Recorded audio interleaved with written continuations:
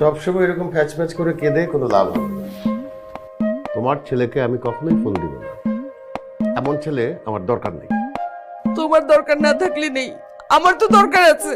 তো তোমার দরকার থাকলে তুমি ফোন করো। যেই ছেলে 7 বছরে একটা বার দেশে আসতে পারে না, বাবা মায়ের খবর নেয় না, সেই ছেলে থাকা আর না থাকা তো সমান কথা। আমার তো দরকার নেই।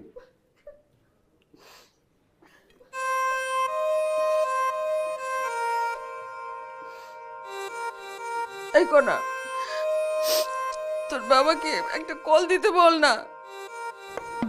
মা, তুমি আর কতদিন সকালবেলা এরকম করে কান্না করবে?